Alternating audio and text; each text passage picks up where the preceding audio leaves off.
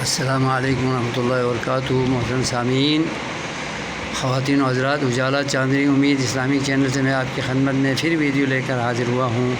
سورہ بقرہ کی پہلی آیت ہدی للمتقین والی کی تشریح و تفسیر جاری تھی۔ اس سلسلے میں کئی ویڈیو میں اپلوڈ کر چکا ہوں، اور اس ویڈیو میں یہ بتانا ہے کہ اللہ تبارک و تعالیٰ نے کسی کو بھی اپنے دین پر گامزن کرنے کے لیے، اپنے دین پر لا کھڑا کرنے کے لیے جبر سے، زبردستی سے اور قوت سے کام کبھی نہیں لیا ہے۔ ہر انسان کو آزاد چھوڑا ہوا ہے۔ فمن شاء فلیؤمن ومن شاء فلیکفر۔ اللہ کا یہ اصول ہے کہ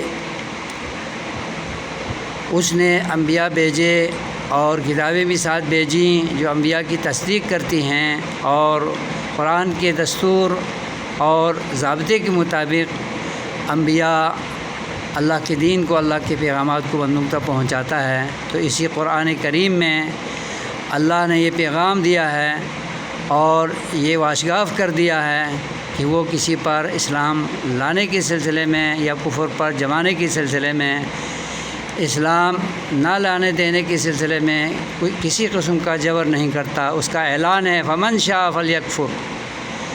جو انسان کفر کرنا چاہے وہ کفر کرے، ومن شاء فلیؤمن، اور جو اسلام لانا چاہے، ایمان لانا چاہے، شریعت محمدی پر عمل پیرا ہونا چاہے، تو آزادی ہے ہر ایک کو، اور ہر دور میں تمام انسانوں نے آزادی کے ساتھ اسلام کو قبول کیا تھا اور خوش بختوں اور نیک بختوں میں شامل ہوئے تھے۔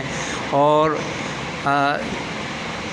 جنہوں نے کفر اختیار کیا تو ان کو اللہ تبارک و تعالیٰ نے ان کی آزادی پر ان کو چھوڑا، اور کفر پر ان کی موتیں ہوئیں، اور وہ جاہلیت کی موت مرے، کفر کی موت مرے، شرک کی موت مرے، اور ان کو اسلام سے مشرف اللہ نے نہیں کیا، اس لیے کہ اس کا نظام ہی ایسا ہے کہ اس نے آزادی دے رکھی ہے۔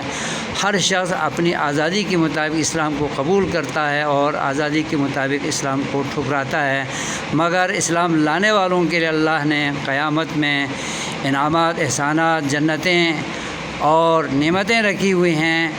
یہ اللہ کے خاص بندے ہوں گے، اور جنہوں نے اسلام کو ٹھکرایا، اسلام قبول نہیں کیا، اللہ کے پیغامات کو ٹھکرایا، وہ قیامت میں پچھتائیں گے اور دوزخ کے ہمیشہ رہنے والے بنیں گے۔ والسلام علیکم ورحمۃ اللہ وبرکاتہ۔